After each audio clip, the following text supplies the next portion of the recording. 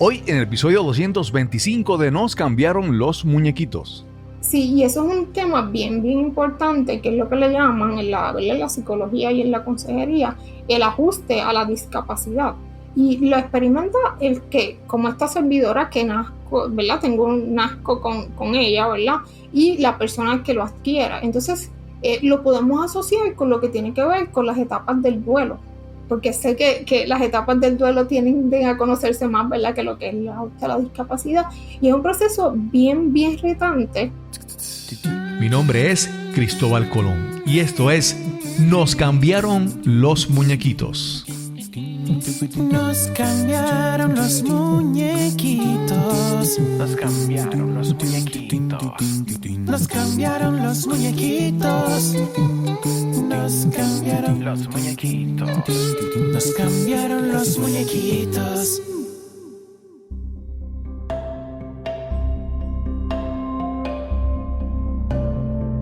Gracias por acompañarme en este nuevo episodio de Nos cambiaron los muñequitos. Aquí hablamos sobre superar la adversidad, reinventarnos y darle la bienvenida al cambio en nuestras vidas.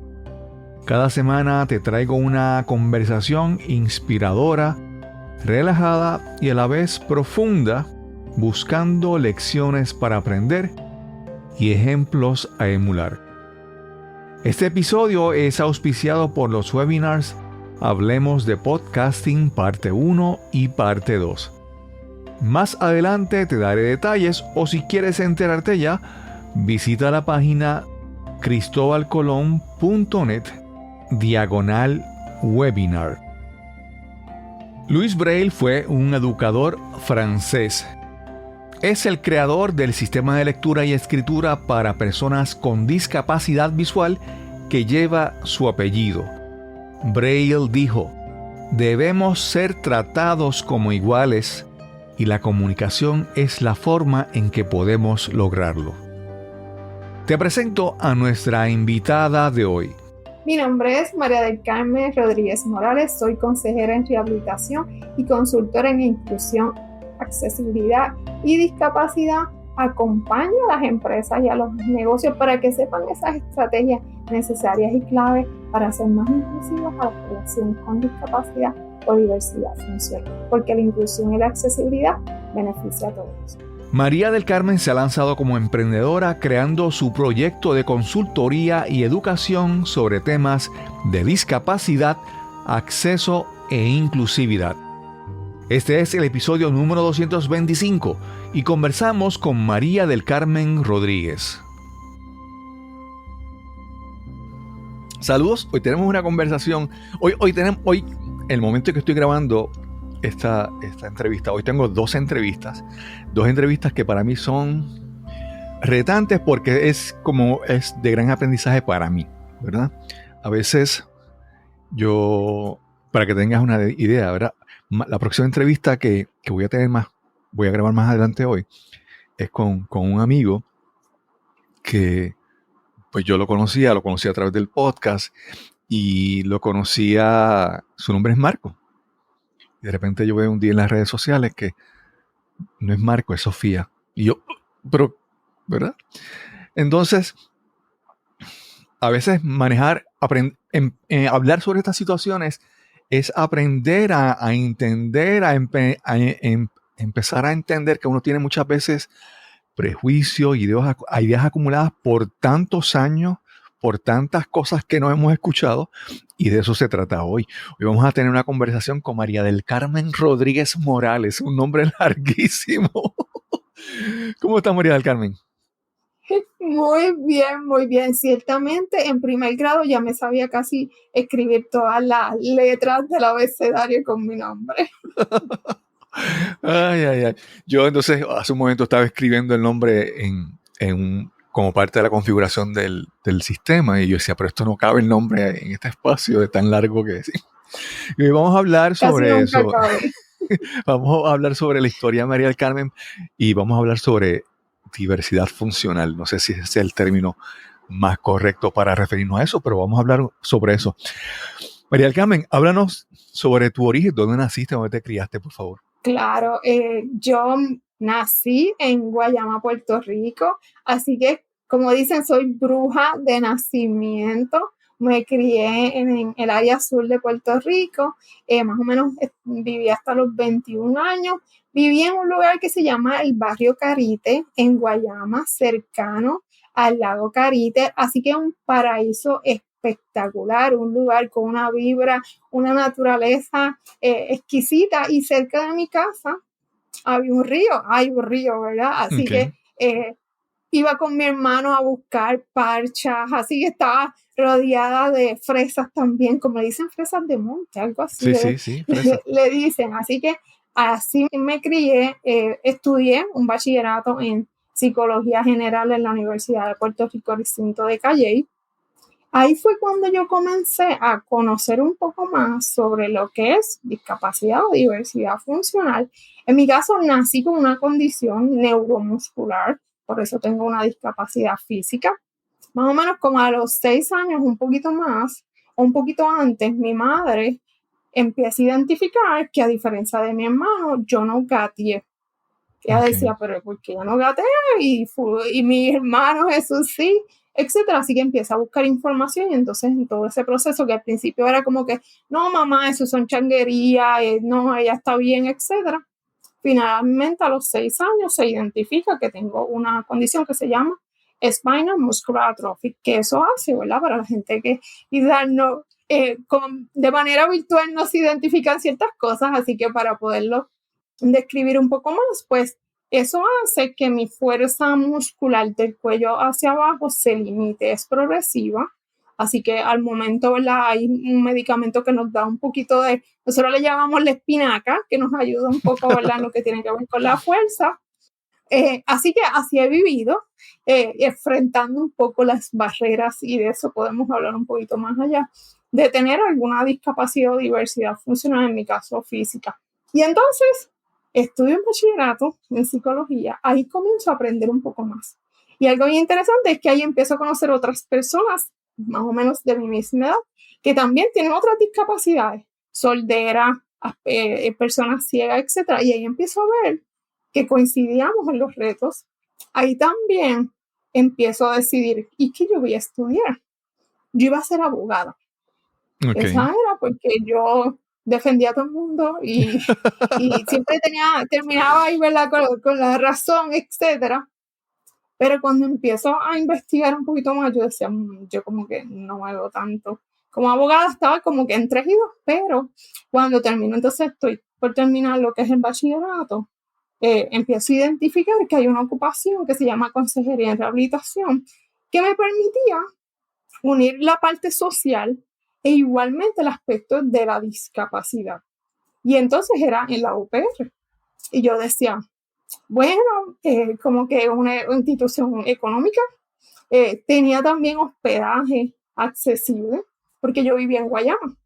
Después me mudó para Calle, y de Calle a Río Piedras el viaje iba a estar un poquito fuerte. Uh-huh.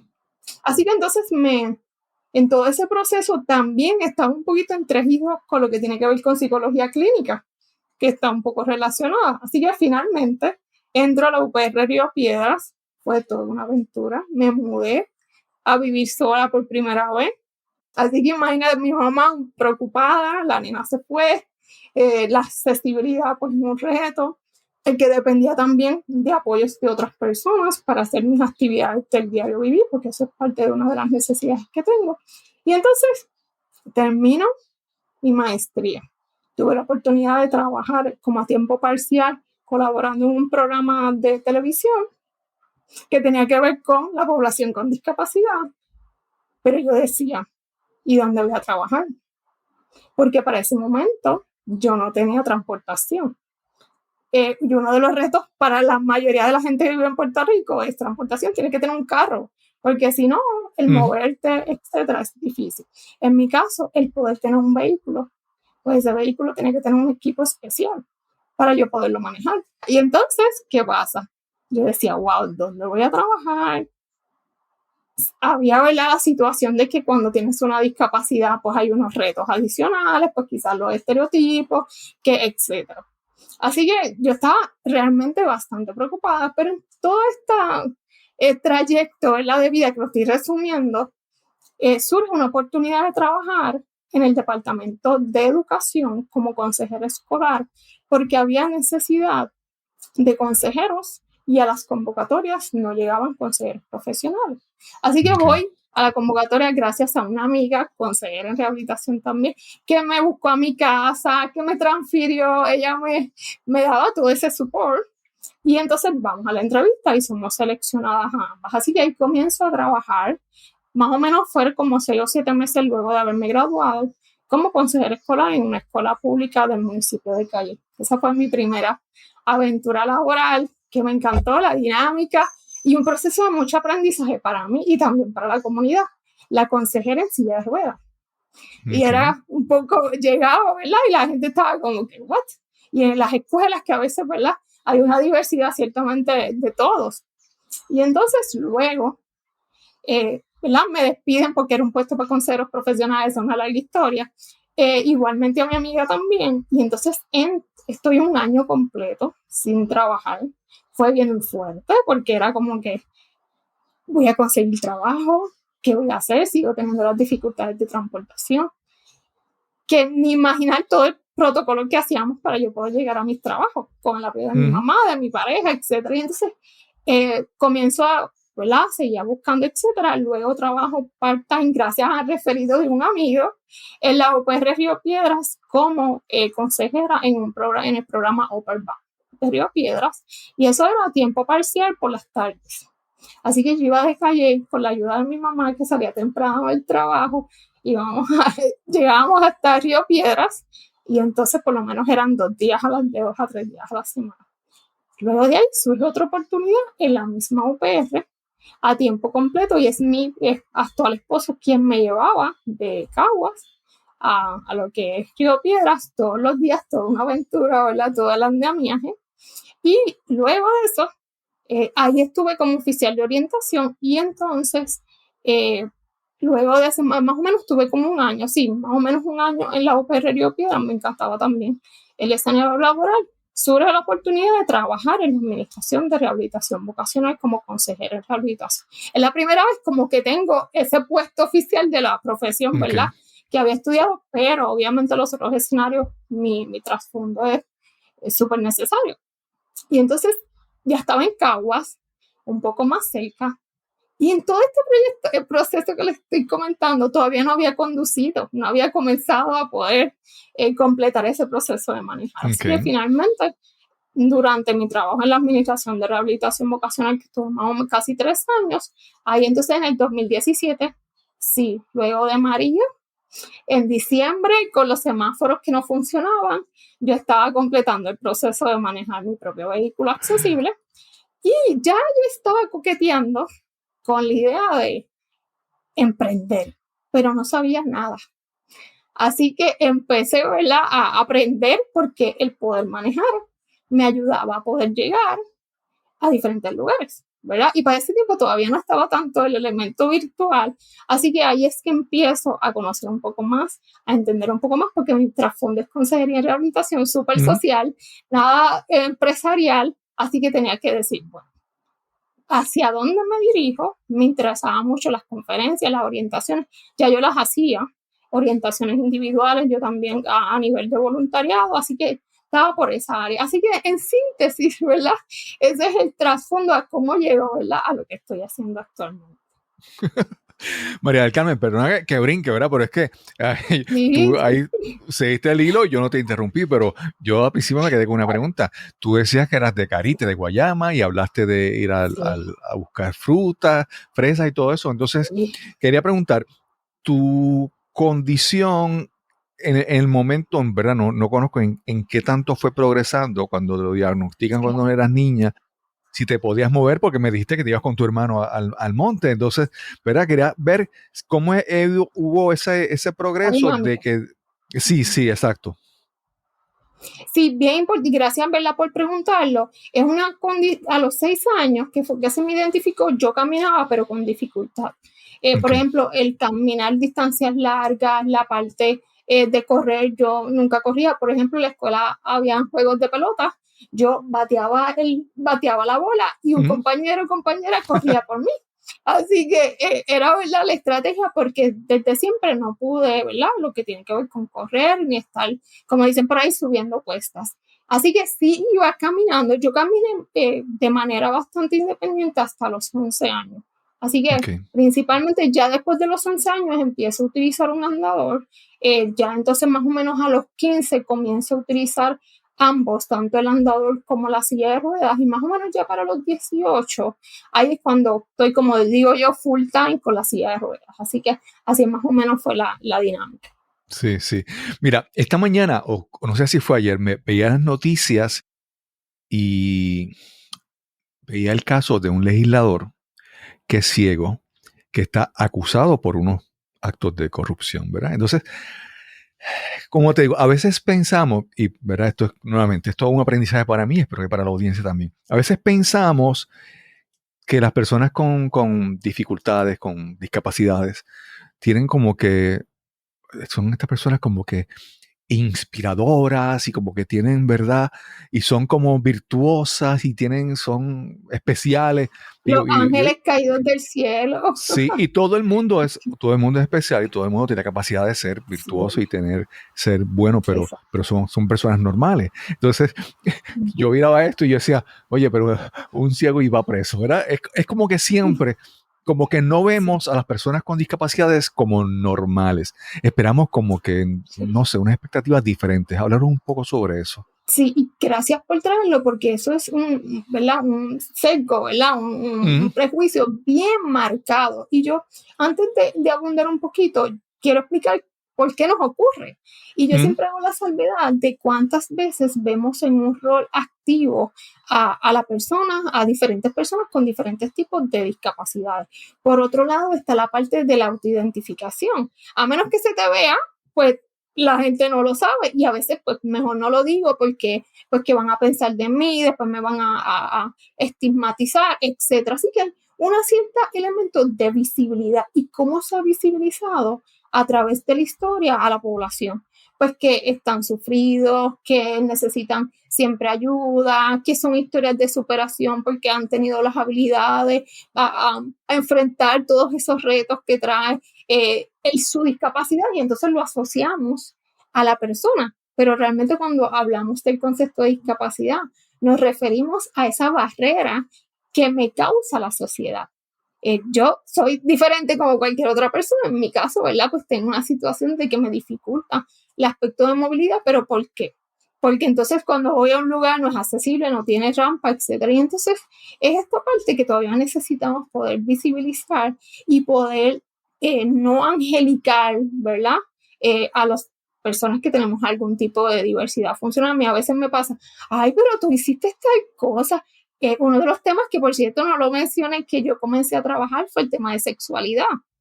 Y cuando llegaba a dar las conferencias, ¿y tú vas a hacer la conferencia, Andy? Y yo, sí, ¿verdad? Y es como que yo digo, sí, y eso es lo importante, ¿verdad? Así que, tú estás casada. Y es esta parte, ¿verdad?, como que de angelicarnos. Igualmente está la parte también de que a veces nos alejamos porque nos da miedo, y entonces es mejor verlo desde esa perspectiva angelical como medio intocable, y nos cuesta. Y esto es, ¿verdad?, y quiero que la gente que nos escucha que lo vea como un proceso de aprendizaje, y a todos nos pasa, ¿verdad? ¿Por qué? Porque está automatizado por todo el trayecto. Y yo quiero que usted repase cuántas veces ves a una persona con algún tipo de discapacidad en los medios de comunicación, ¿verdad?, en unos roles un poco más activos, que no estén contando su historia de superación, que estén en lo cotidiano, como uno dice. Yo digo vivir la vida. Así que ciertamente, y cuando mencionas la situación del legislador, yo tuve que hacer una publicación en mis redes sociales bastante contundente, porque veía los comentarios bien como que y ciego y tal cosa, y entonces, pero y tiene discapacidad y robó. O sea, eran como que, y yo decía, ¿pero qué tiene que ver una cosa con la otra? O sea, quien roba porque le da la gana, etc. Claro. Y yo recuerdo que eso fue, y hasta nos afectó a la comunidad, porque era como que también, tú sabes, como que es un problema. Y ciertamente es esa parte, ¿verdad? De lo que hemos experimentado y lo que hemos vivido, pero hay que romper con eso. Sí, sí, sí. Mira, hace un momento mencionaste de que aprendiste a conducir después del huracán María. Y yo dije, wow, ¿sabes? Buen momento, porque para un conductor normal, después del huracán María, sin electricidad, sin semáforo, era horrible, ¿verdad? Mi esposa Sí. no le gustaba, prefería que yo guiara por todas las complicaciones. Y entonces en mi mente yo dije, ¿y quién le daba clases de conducir? Oye, ¿y eso no Muy sería una buena buena pregunta. oportunidad para que alguien diera ese servicio de clases de conducir a ese tipo de comunidad? Y yo no sé si lo hay, pero ¿verdad? Como a veces pienso que, mira, a mí me pasa que parte del proceso es primero reconocer que yo no sé. Primero reconocer que puedo tener prejuicios. Y entonces decir, ok, vamos a aprender, ¿verdad? Entonces, ¿Y a mucha preguntar? gente, sí, sí, entonces, como mencionaba en las redes sociales, la gente ya asume algo y empieza a hablar y empieza a decir. Y yo digo, desde el punto de vista de acá, mira, tal vez como que, bueno, empezar primero a preguntar, después como que, como te dije, yo dije, tal vez alguien puede montar una escuela de conducir especializada en eso y tal vez, ¿verdad? ¿Cómo entonces nosotros cambiamos eso para beneficio de nosotros y beneficio de la comunidad con discapacidad? Sí, y aquí quiero verla como tocar dos aspectos, responder la Ujú. pregunta desde los Claro, dos claro. aspectos, Sí, ¿no? Como tú porque quieras. y aquí está el aspecto de cuando no tenemos toda la información, que es algo básico, a veces asumimos y nos hacemos toda la película, pero realmente no tenemos toda la información y siempre algo que enfatizamos cuando hablamos de la población con discapacidad es lo que tiene que ver con lo como es razonable, ¿verdad? Que ese ajuste que se hace para que esta persona, ¿verdad?, pueda hacer algunas funciones o alguna gestión, etc. ¿Y qué pasa? Cada caso es tan diferente. Ujú. Así que lo que pueda yo tener de experiencia a lo mejor pueda ser aplicable para otras personas, pero no necesariamente. Sí que es súper importante preguntar, claro. No es que usted le va a hacer la pregunta del historial médico a la gente, porque a veces ocurre, ¿verdad? Sí, Que sí, le sí, hacen, sí. es como que todo, y entonces, ¿verdad? Tenemos que tener cuidado. Igualmente, la confianza que usted pueda crear con esa persona. A mí a veces la gente me pasa por el lado y me pregunta, ¿y por qué tú estás en silla de ruedas? No me ha saludado, no me ha dicho buenos días, y yo, Sí, así ¿qué? pasa. O Sí, sea, esa no es una pregunta, no, como yo digo, que regularmente le vas a hacer a una persona. Así que claro. es importante preguntar porque hay una gran diversidad y hay muchos debates. Ahora mismo, no sé si me escuchan, utilizo discapacidad y diversidad funcional. Hay un gran debate con los conceptos a Ujú. utilizar. Aquí en Puerto Rico usamos personas con impedimentos, que yo regularmente no lo utilizo porque yo me comunico, ¿verdad?, con tanto Latinoamérica, y entonces pues prefiero utilizar más y no me encanta tampoco personas con impedimentos. Así que desde ahí hay mucho debate interesante. Respondiendo a la pregunta, porque no doy toda la información, eh, no existe en Puerto Rico, existe una compañía aquí en Puerto Rico que te ubica, ¿verdad? Te monta todo lo que tiene que ver con lo que es el equipo para tu manejar. En Ujú. este caso fue a través de la Administración de Rehabilitación Vocacional, que tiene un contacto de una compañía que está en Atlanta, Georgia, que es el acuerdo que tienen. Y entonces el instructor ya me había evaluado hace como un año y pico más o menos en Atlanta. Y entonces vino a Puerto Rico para entonces el proceso de las clases de guiar y yo entonces poder sacar la licencia de conducción. Así que Ok. ciertamente aquí en Puerto Rico no lo hay una persona, ¿verdad?, que haga todo este proceso y es importante que sepamos, ¿verdad?, que hay un sinfín de equipos tecnológicos que personas que no puedan mover ninguna extremidad puedan manejar. Así que es súper importante resaltar eso. Y otro de los aspectos que sí tengo que mencionar es que es más reciente, ya creo que va a ser como 2 años, la Administración de Rehabilitación Vocacional, sí, a través de los consumidores, ¿verdad?, que es la palabra que ellos utilizan, reciben servicios con ellos, se tiene una persona que da esas clases, pero es a través de la Administración de Rehabilitación Vocacional. Y es Ok. principalmente para personas que tienen discapacidades físicas. Ok. Ok. Mira, es María del Carmen. Obviamente nos habíamos conocido, pero no habíamos tenido la oportunidad de hablar mucho y tampoco nunca había ido donde ti a hacerte la pregunta como otras personas, ¿verdad? Tenía la curiosidad, pero no hacía las preguntas. Entonces, Pero veo que tú tienes un trasfondo en estudiarte psicología, consejería, rehabilitación, que obviamente tienes unas herramientas que te ayudan a hacer tu trabajo y a tener tu vida y ayudar a todas las personas que ayudas. Y antes de comenzar te hablaba de un caso de un amigo que obviamente en tu caso tú naciste con una condición y ha habido una progresión y hay unos cambios, pero en el caso de mi amigo que tenía una vida normal y de repente un accidente o incidente le cambió la vida, el periodo de ajuste es más, vamos a decir, repentino, ¿verdad? Sí. No tienes, no planificas nada, es como que de repente tienes que ajustarte. Y entonces hay una forma ahí uno puede comparar la vida antes o después, ¿verdad? En ese aspecto, como tú, ¿verdad? Si has tenido experiencia trabajando con estas personas que tienen este tipo de condición, que es obviamente, es como haces, como tienes una nueva vida normal con tus problemas, con tus dificultades, pero también tu aspecto mental de, ¿verdad? Me parece que posiblemente es la parte más difícil. Ajustar la mente a la nueva vida. ¿Qué nos puedes decir sobre eso? Sí, y eso es un tema bien, bien importante, que es lo que le llaman en la psicología y en la consejería, el ajuste a la discapacidad. Y lo experimenta el que, como esta servidora que nazco, ¿verdad? Tengo un nazco con ella, ¿verdad? Y la persona que lo adquiera. Entonces, lo podemos asociar con lo que tiene que ver con las etapas del duelo, ¿verdad? Así que, porque sé que las etapas del duelo tienden a conocerse más, ¿verdad? Que lo que es la discapacidad. Y es un proceso bien, bien retante. Se ha identificado que es mayor, ¿verdad? Más retante para las personas que tienen, como quien dice, una vida normal, y hago entre comillas, ¿verdad? Uh-huh. Pero que no tenían esa situación que de la noche a la mañana toca a su puerta. Así que es un proceso que y aprovecho este espacio de cuántas veces se le da un apoyo psicológico o de consejería a una persona, ya sea que nació o ya sea que adquiere una discapacidad.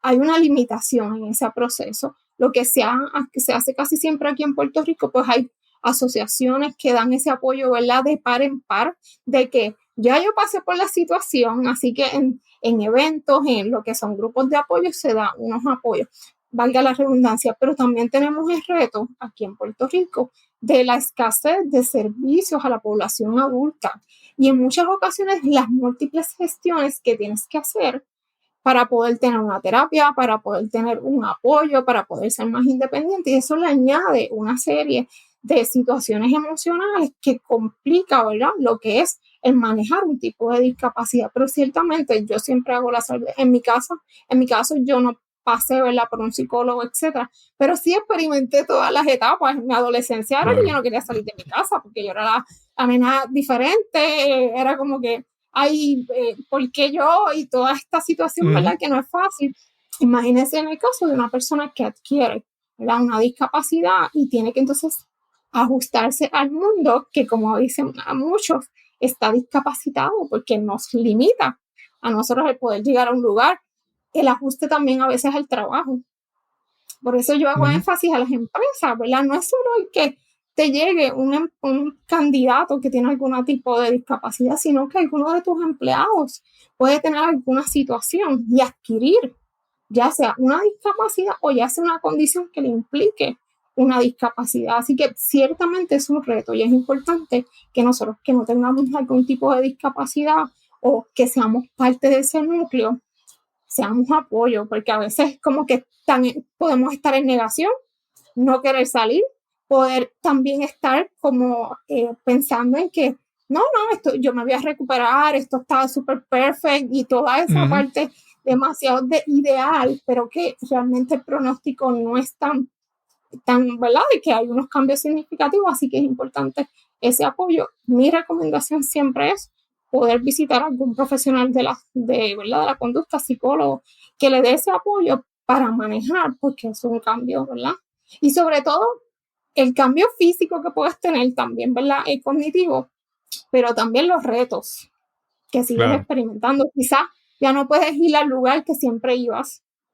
Y entonces se añaden cosas que se hacen más complejos. Y como también podemos ir haciendo modificaciones para poder reducir esas barreras que seguimos experimentando.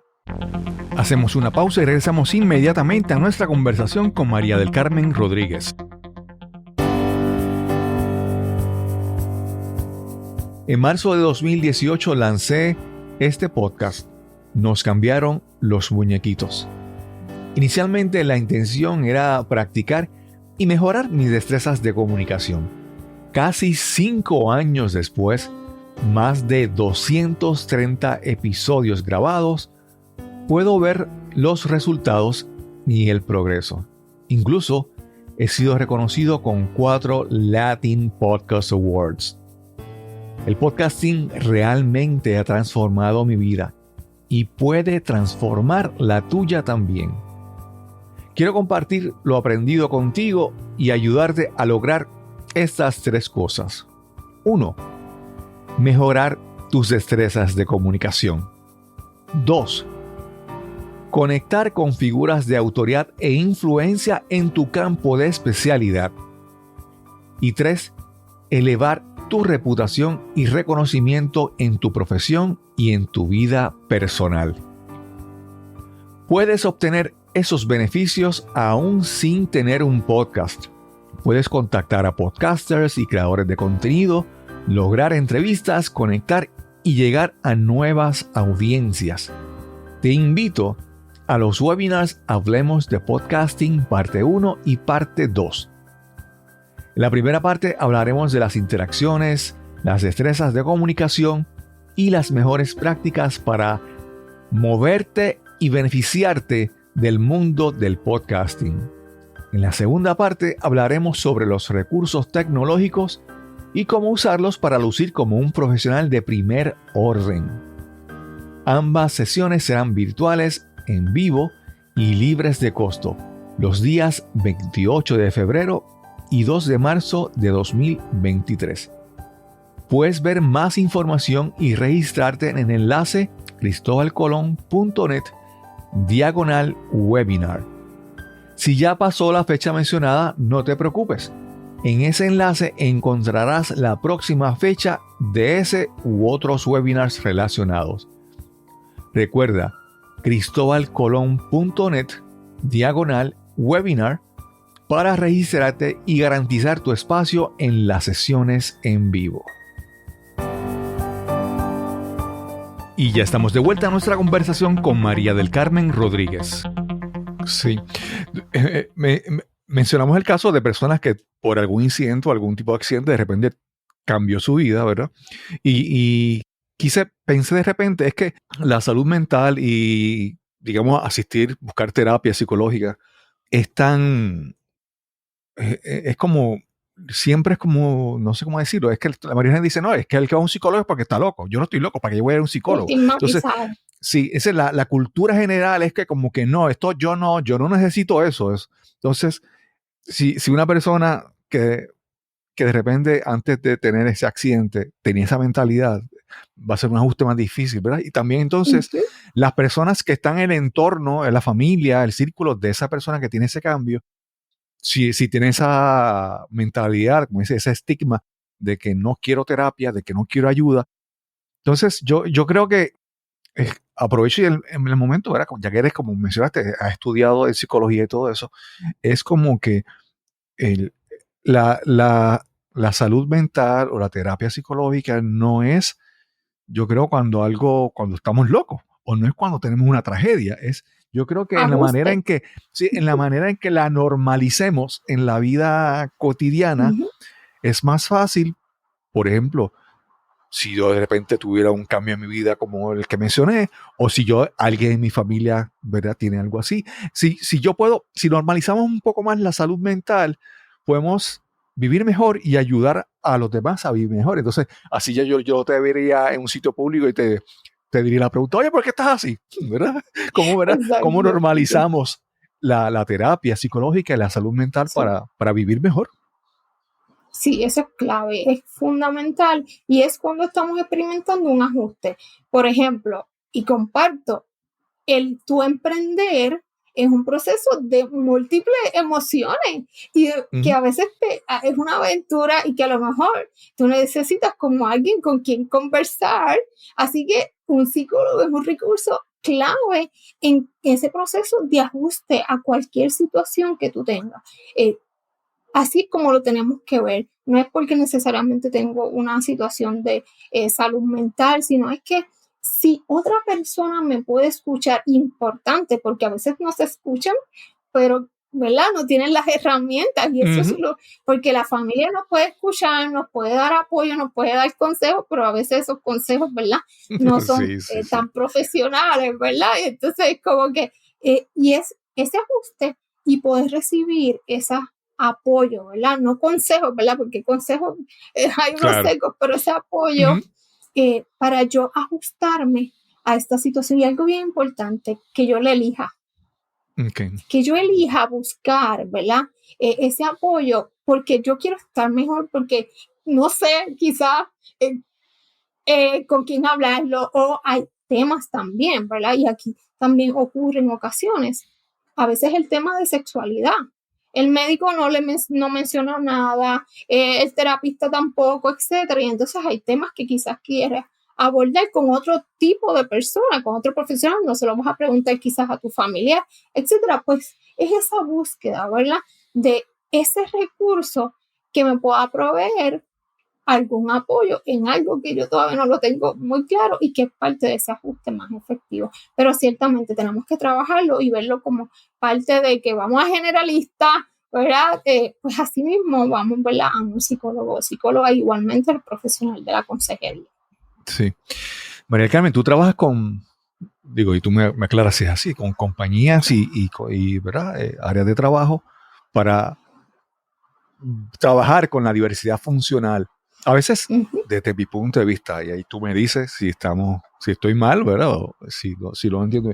Pero a veces me da la impresión de que muchas compañías, en muchas cosas, hacen algunas cosas como por cumplir como con una cuota o cumplir con una lista. Y es como que, checo, o sea, marqué esto, ya tengo un trabajador con diversidad funcional. Lo marqué y es como que cumplí con las cuotas y a veces no, yo veo que como que no es genuino o no están metidos de lleno en lo que quieren hacer, sino lo hacen como que por cumplir con algo.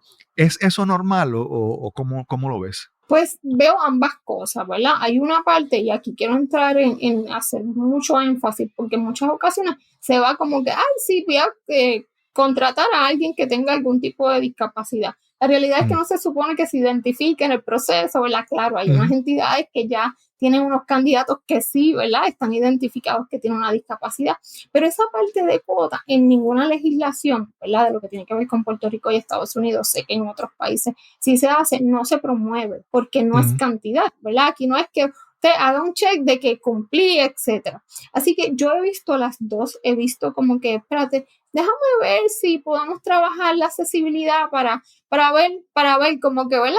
Hacer esa gestión general. Pero igualmente cada día veo más compromiso y más ese andamiaje. Pues mira, no solo quiero contratar a una persona o fomentar, porque aquí es importante es que fomentemos, que llegue cualquier persona que sea calificada, tenga o no discapacidad, y en ocasiones nuestros sistemas de reclutamiento descartan a la persona que llegue porque no es accesible, porque tenemos unas descripciones de puestos que realmente a veces tienen tantas requerimientos que tú dices, bueno, yo y casi nadie cualifica. Así que es ese ajuste, ¿verdad? En ese proceso para abrir las puertas a cualquier persona, no importa si tenga una discapacidad o diversidad. Así que he visto las dos y también veo un miedo. Es que yo no quiero promover o si yo lo promuevo, cómo lo voy a trabajar y qué aspectos debo considerar. Así que veo ambas vertientes, ciertamente. Sí, a veces me parece también que obviamente si tú abres a buscar diversidad en tus empleados, no sé si, digamos, por ejemplo, una tienda por departamentos, al abrir la diversidad a sus empleados, también abre la diversidad a las personas que van a llegar, ¿verdad? A las personas que van a atender a sus clientes. Háblanos, ¿verdad? Sobre no sé, cómo podemos ver las ventajas de esto para un comercio que siempre piensa todo en dinero, en beneficio o en ganancia, ¿verdad? Sí, ciertamente, y ese es uno de los beneficios. Eh, Siempre hago la salvedad que hay discapacidades que se ven y hay discapacidades que no son visibles, pero la realidad es que la mayoría de las veces nosotros vamos a un establecimiento porque alguien nos los dijo, ¿verdad? Uh-huh. Y es como que o lo vimos y conocimos un poco de Son de Amores, así que, ¿qué ocurre? Si ya yo sé que en ese escenario, pues mira, quizás está mi vecino o mi vecina que tiene algún tipo de discapacidad, o yo trabajo en esa empresa y tengo unos acomodos razonables y me han tratado bien, se empieza a regar la voz. Y entonces, ¿qué va a ocurrir? Va a llegar más clientes. ¿Por qué? Porque hay un ambiente distinto, porque hay una representación. Y cuento una anécdota. Yo, ¿verdad? Les conté un poco mis experiencias laborables. Y era interesante cuando yo, en uno de los lugares que trabajé, yo buscaba al participante hasta la puerta de recepción porque el pasillo era tan largo y a veces se me perdían y yo prefería ir a buscarlo para que no, porque le daban las instrucciones, pero yo decía, no, así llega tranquilo, sin preocupación. Okay. Y era interesante porque la gente se sorprendía que llegaba, ¿verdad? En silla de ruedas, porque, pues, ¿verdad? Quizás no lo ven tan normal, que esperemos que en algún momento se haga más normal. Y entonces, o más cotidiano, quizás esa es la palabra más correcta. Y entonces, en una ocasión, una persona me dice, qué valioso me es verte a ti, porque es como que si mi hijo, ¿verdad? Como que, y es sin querer queriendo, ¿verdad? Como digo yo, esa persona dijo, mira, si está aquí trabajando, ella hace esto, hace lo otro, y entonces, porque hay veces que uno mismo, ¿verdad? Como familia o uno mismo que tiene alguna discapacidad piensa que no va a poder hacer equipos de cosas, ¿verdad? Por los estereotipos y los esquemas, y entonces le das una buena influencia también a esa persona que no necesariamente tiene la discapacidad, a esa persona que quizás tenga un integrante. La realidad es que en Puerto Rico el 22% de la población se identificó que tiene algún tipo de discapacidad. Así que somos muchos más de los que a veces pensamos. Así que ciertamente la representatividad, ¿verdad?, que tenemos, también lo que tiene que ver con lo que mencionan mis clientes. Mira, a lo mejor se hizo un ajuste cuando yo fui, o se hizo un ajuste a mí como empleado, se va a correr. En mi caso, cuando yo salgo a los restaurantes o salgo a quedarme en hospederías, mis amistades que tienen algún tipo de discapacidad me contactan. María, ¿cuál fue tu experiencia? María, voy para tal pueblo, ¿qué me recomienda? Pues yo obviamente le voy a recomendar X lugar porque va a tener menos situaciones, porque hay algunos que a veces no son tan accesibles, pues les digo, ¿verdad? Lo que tiene y lo que no tiene. Y entonces, ¿qué pasa? Di una recomendación gratis. Si no eres accesible, pues la realidad es que no van a llegar. Así que ciertamente atrae, y esto es, y quiero que lo vean desde la perspectiva de la persona con discapacidad, pero también su núcleo, ¿verdad? Yo tengo mis amistades llegan a lugares que sean accesibles. Claro. Porque no vamos a apoyar un lugar que María no puede entrar. Claro. Así que se hace, ciertamente es un beneficio que se obtiene.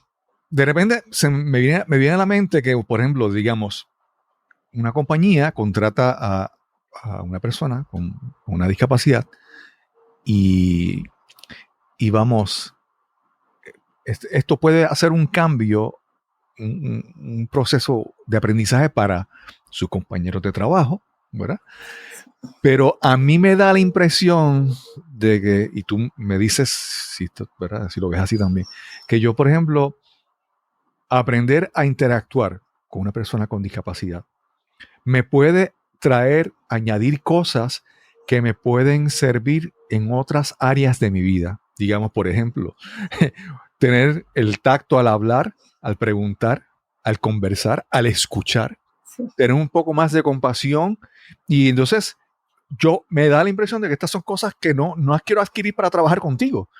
Yo las quiero adquirir para toda mi vida o todas las interacciones. Entonces, me parece que es algo que es una lección de aprendizaje que tú te lo llevas y te puede ayudar a vivir diferente en general.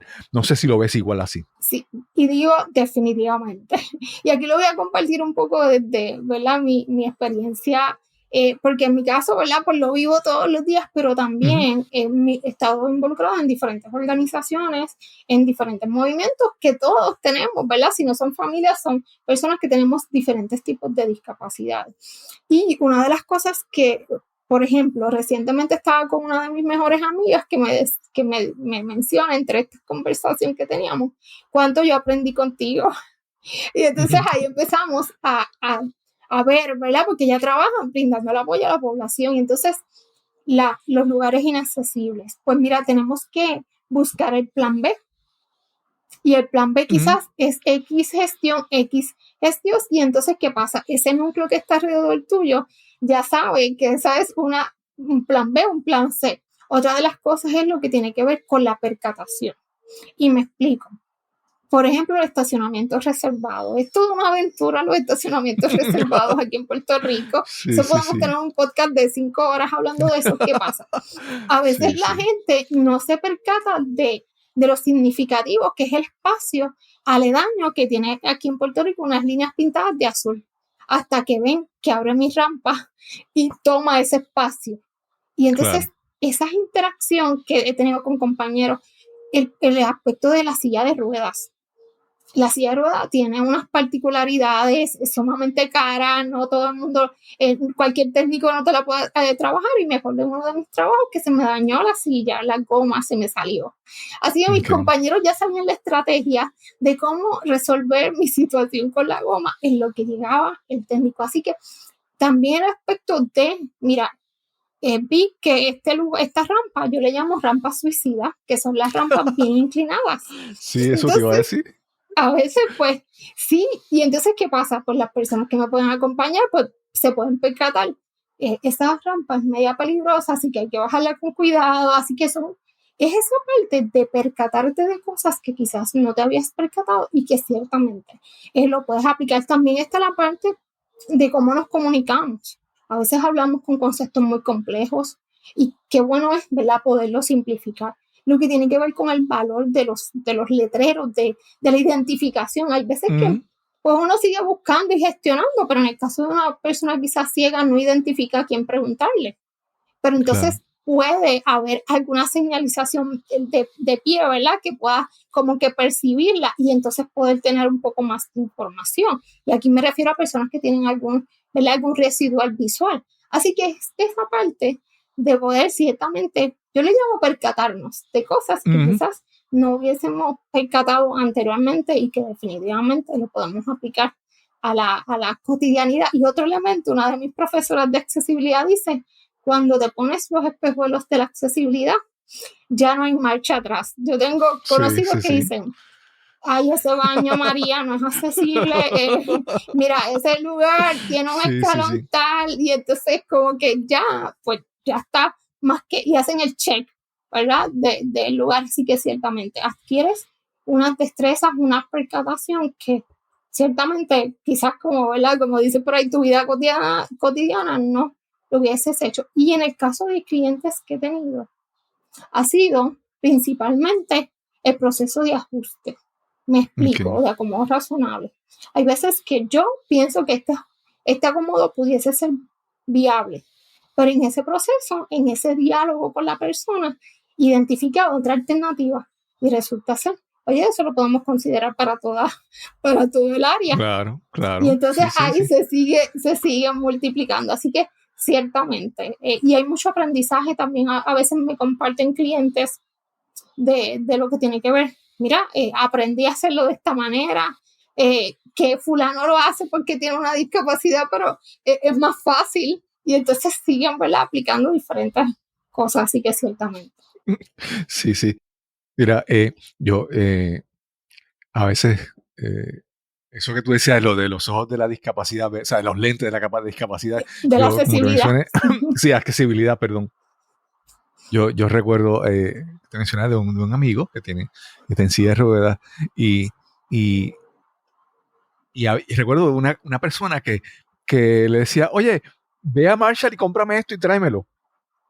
Entonces, cuando yo decía, sí, le estás diciendo que vaya, ya que va allí, que vaya a Marshall, que compre algo, que lo ponga en su silla de ruedas, que venga con con las rampas suicidas, como tú dices, que están en la esquina. Sí. Entonces yo decía, wow, que esa persona no ve lo que está diciendo o lo que está pidiendo. A veces Lo que eh, implica. sí, requiere como que un cambio de... No es como que, como te diría, no es tú, vamos a ayudar a esta persona, pero requiere cambiar un poco tu forma de ver las cosas, ¿verdad? Si tú quieres que una Sí, y en persona tenga una vida normal, entiende lo que sería normal para esa persona, ¿no? No es sí, decirle así, sí, y en eso que mencionas, una recomendación es, tú pudieses decir, preguntar. ¿Por qué? Porque hay una ujú, línea bien fina que me he encontrado en me subestiman, ¿verdad? Nos ujú, subestiman. Ay, yo no pensaba que tú eras la que... Y entonces, por ejemplo, cuando yo llevo en mi guagua, que le digo a la gente, necesito un estacionamiento, que no me bloqueen, pues primero me miran como que yo tengo una SUV, no tengo una minivan, que la okay. gente me han dicho así mismo, pero es que eso no es una minivan, ¿por dónde sale la rampa? Y yo, o sea, y los puedo entender, ¿verdad? Así que yo siempre estoy Claro, dispuesta. Y entonces es la parte, ¿verdad? De que subestiman. Así que mi recomendación siempre es, como no sabemos exactamente y porque una persona, por ejemplo, utilice silla de rueda, porque una persona ciega o sorda, no significa que X cosa, ¿verdad? No la pueda hacer. Es esa parte de que tú crees que tú puedes hacer que pudiese gestionar X cosa o puedes hacer tal cosa, o qué tú crees si intentamos ir, ¿verdad? Y lo puedes también acompañar, así que es esa claro, dinámica claro, para que tampoco podamos caer en que subestimamos, porque sí también ocurre, así que ciertamente es percatarnos de la claro, sí, realidad sí, y lo de las rampas suicidas, pues ahí nos vamos, ¿verdad? Aprendiendo cuando lo experimentas con una persona, así que es importante esa parte, esa dinámica también de interacciones y aprovecho cuántas veces interactuamos con personas con diferentes tipos de discapacidades. Una de las ujú, cosas que a veces identifico de parte de las familias, principalmente, es que a veces se alejan, ¿verdad? No pueden ir a compartir porque su hijo quizás tiene una conducta o tiene unas limitaciones, la accesibilidad, etcétera. Y entonces a veces hasta nuestro núcleo familiar no comparte tanto conmigo, en este caso, ¿verdad? Poniéndome de ejemplo, ujú, porque tengo una discapacidad. Y eso tiene unas implicaciones a nivel, ¿verdad? De la persona, pero igualmente quizás también estamos no aprendiendo, ¿verdad? Y no siendo ese desarrollo de más empatía. Así que ciertamente sí. recomiendo también de que tomemos en consideración cuántas veces compartimos con personas con diferentes tipos de discapacidades. Siempre hago la Sí. salvedad. Sí. María del Carmen, mencionaste hace un momento que algo que ha sido difícil para ti fue lanzarte a emprender. Quiero que me hables un poquito más sobre eso, de qué consiste tu proyecto de emprendimiento, ¿verdad? Eh, ¿Verdad? ¿Cómo te decides hacer eso y de qué consiste el proyecto y toda la información que me puedes dar sobre eso, por favor? Claro que sí. Pues ciertamente no tenía trasfondo, ¿verdad? Empresarial, así que no tenía la menor idea. Y una de las cosas era que yo quería mantenerme en lo que es la inclusión de la población con discapacidad, pero que fuese, ¿verdad? A nivel privado, no a través de una organización sin fines de lucro. Entonces, en ese proceso de identificar, ¿verdad? Que fuese un negocio, porque para hacer un negocio tiene que generar ingresos, ¿verdad? Claro. Así que en ese proceso tuve que tomar, ¿verdad? Participar de varios talleres, etcétera, para identificar cuál iba a ser esa idea de negocio que fuese viable y que pudiese ser consono con lo que yo quería hacer. Y surge porque a través de mi experiencia laboral y de mi experiencia, ¿verdad? De vida, yo quería hacer como un cambio. Y yo decía, bueno, puedo hacer cambios a través de mis trabajos, pero yo quería hacer un poco más. Y entonces controlar, ¿verdad? Y poder dirigir a esos cambios que yo considero que son valiosos. Así que ahí es que empiezo con lo que tiene que ver con consultorías a las empresas en todos esos elementos que tienen que ver con la inclusión y accesibilidad de personas con diferentes tipos de discapacidad, lo que tiene que ver con desarrollo profesional, o sea, adiestramiento, de lo que tiene que ver con conceptos de secos, de cómo razonables, de leyes, etcétera. Y el otro aspecto que me encanta muchísimo es la parte de la accesibilidad física, sensorial y cognitiva. Cómo hacer, ¿verdad? Y cómo identificar si tu lugar, ¿verdad? Tu empresa, principalmente de elementos físicos, son accesibles para personas con diferentes tipos de discapacidad. Y en el 2020 lancé lo que es el programa de Empresa Inclusiva, que eso es un proceso de consultoría con adiestramiento que dura más o menos de 3 a 4 meses y es un acompañamiento desde cero, como quien dice, ¿verdad? Para que esa empresa pueda tener todas las herramientas necesarias para percatarse, para estar acompañados. Y uno de los elementos que identifico es que el miedo, que lo mencioné ahorita, y es como que poderle dar un poco más de tranquilidad a esas gestiones que comiencen a hacer, a percatarse de que muchas veces están haciendo muchas cosas, pero no se han dado cuenta que eso puede atraer, ¿verdad? O que puede ayudar porque no se visibiliza, porque se ve desde una sola perspectiva. Y entonces cuando uno empieza a tomar conciencia, pues entonces empezamos a crear mayores espacios visibles, ¿verdad? Inclusive accesibles. Así que eso es en síntesis lo que realizo y que, claro está, he estado involucrada en diferentes proyectos. El más reciente es un proyecto que se llama Talento de Sobra, que es de Fundación Banco Popular y es una guía dirigida para patronos que está totalmente gratis, asimismo talentodesobra.com, para darles herramientas a las empresas para poder promover el reclutamiento de personas con diferentes, ¿verdad?, discapacidades o diversidad funcional. Y estoy en otro proyecto, pero ese todavía está empezando, que más adelante también pues siguiendo apoyando, no solo a nivel, ¿verdad?, de empresas, sino también a nivel de Puerto Rico, para seguir facilitando la inserción, ¿verdad?, de la población con discapacidad o diversidad funcional en empresas y atraer clientes, porque al final también somos clientes que si tu empresa nos da la bienvenida, pues definitivamente son muy fieles a los que son inclusivos y accesibles. Así que en síntesis. Sí. Yo te he visto activa en las redes sociales y hasta en televisión, en un momento te vi. Cuando haces, por ejemplo, en las redes sociales, ¿haces contenido enfocado a las empresas, a los patronos, o también haces a las personas, a los individuos? Háblanos un poco sobre eso.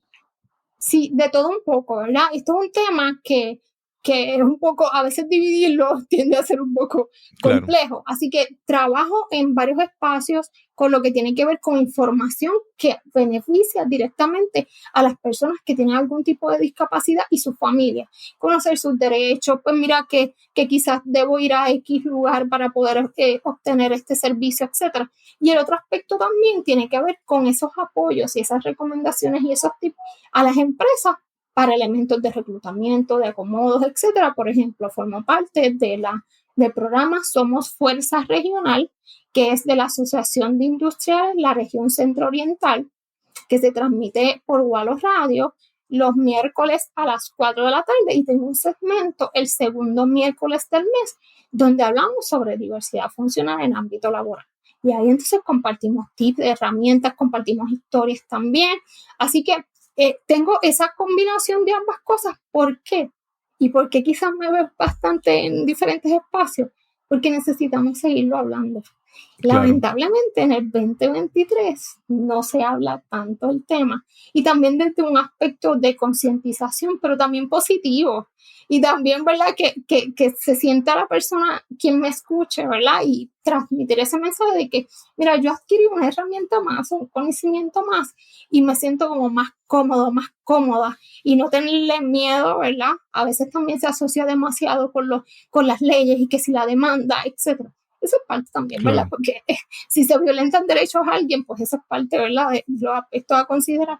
Pero llevar, ¿verdad?, ese mensaje y esa visibilizar, porque ciertamente es uno de los retos que estamos teniendo. Aún todavía en el 2023 no se habla tanto del tema. Sí. Y María del Carmen, ¿dónde te pueden conseguir? ¿Tienes tu página web, en las redes sociales? ¿Cómo te consiguen? Sí, pues me pueden conseguir principalmente en mi página web www.mariadelc.com, y también en las redes sociales me pueden conseguir con María del C.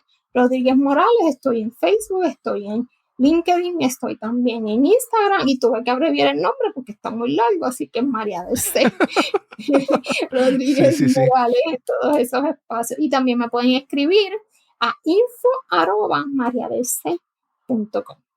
Sí. Antes de comenzar la grabación, habíamos hablado de que hace tiempo nos habíamos conocido y siempre te veía y decía, la voy a entrevistar, la voy a hablar con ella, y algo pasaba de pensarlo a escribirlo y enviarte el mensaje, nunca se daba esa conexión, ¿verdad? Pero finalmente se dio la conversación y agradezco la oportunidad de conversar contigo y escuchar tu historia. Igual. Y espero que la audiencia también pues pueda aprender y pueda contactarte si tiene alguna pregunta o alguna duda. Ha sido realmente una gran conversación. Sí, para mí un placer, ¿verdad? Y siempre hago la salvedad.